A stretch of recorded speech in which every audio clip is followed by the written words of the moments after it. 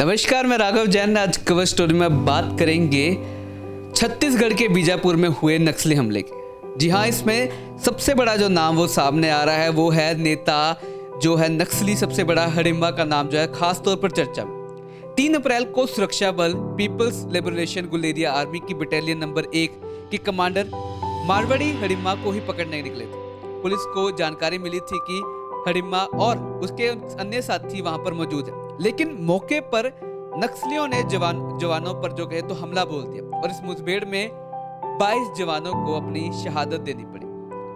40 साल के इस माओवादी विद्रोही नेता को पिछले एक दशक में दंडकारण्य में कई मौतों के लिए जिम्मेदार बताया गया। मारवाड़ी हिडिंबा को जानने वाले और उनसे मिलने वाले लोग अक्सर इस बात को कहे तो हैरान हो जाते हैं कि क्या एक व्यक्ति कई सारी रणनीतियां बना सकता है।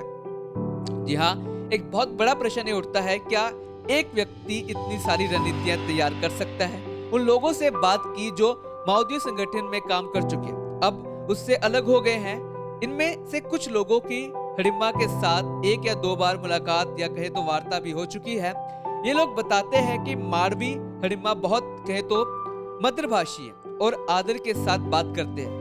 उनसे मिल चुके व्यक्ति ये देखकर हैरान रह जाते हैं कि क्या वो इतनी बड़ी तबाही मचा सकते हैं। लेकिन हिडिंबा ने सुरक्षा बलों पर लगभग 10 बार हमला बोल दिया और सैकड़ों जवानों की कहे तो मौत की वे जिम्मेदारी ले चुके हैं। कैसे शुरुआत? जी हाँ, शुरुआत कैसे हुई इस पर बात करेंगे। माओवादी पार्टी में कहे तो मारवी हिडिंबा का आगे बढ़ना हैरान करने वाली बात है। हिडिंबा 1996 से 97 में माओवादी संगठन से जुड़े थे। तब उनकी उम्र महज 17 साल थी। हिडिंबा के 2 और नाम हैं, एक तो है संतोष और दूसरा है हिंदमालू। वे दक्षिण बस्तर इलाके में सुकमा जिले के पूर्ववर्ती गांव के रहने वाले। बताया जाता है कि गांव में 40-50 माओवादी निकले थे। नक्सलियों से जुड़ने से पहले हिडिंबा खेती किया करते थे। हिडिंबा बहुत ज्यादा बात नहीं करते थे, उन्हें कई चीजें सीखने में दिलचस्पी रहती थी। उन्होंने माओवादी संगठन के लिए काम करने को लेकर एक लेक्चर से अंग्रेजी भाषा भी सीखी थी।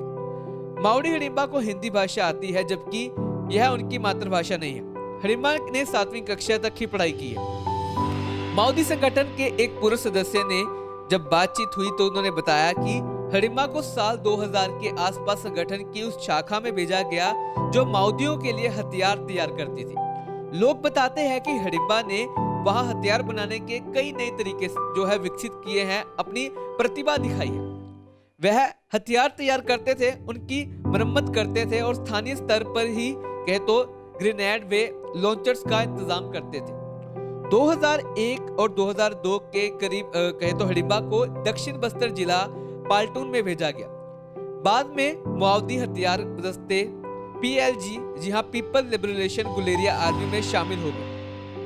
माओवादी गतिविधियों का अध्ययन करने वाले लोग बताते हैं कि 2001 और 2007 के बीच हिडिंबा एक सामान्य सदस्य थे, लेकिन बस्तर इलाके में चले सलवा जुडुम में उन्हें सक्रिय करने के अहम भूमिका निभाई। एक विश्लेषण के मुताबिक सलवा जुडुम के खिलाफ लोगों में पनपी बदले की भावना से बस्तर में माओवादी संगठन को फिर से जिंदा कर दिया, जबकि 1990 के मध्य में वहां बहुत अच्छी स्थिति नहीं थी।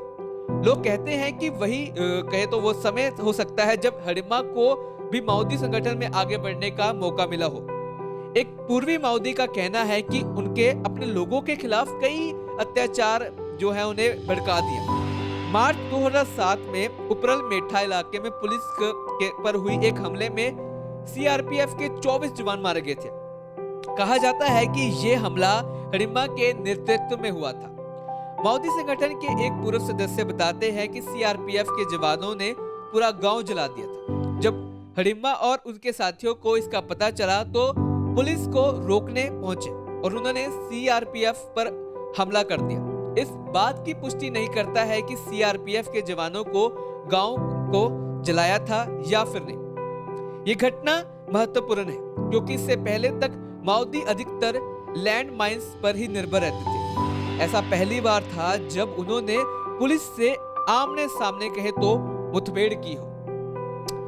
लोग कहते हैं कि हिडिंबा ने ही माओवादियों को लैंड माइन से बंदूकों की तरफ लाने में अहम भूमिका निभाई है और ये कहे तो एक बहुत बड़ा मोड़ कह सकते हैं, एक बहुत बड़ा कदम कहा जा सकता है।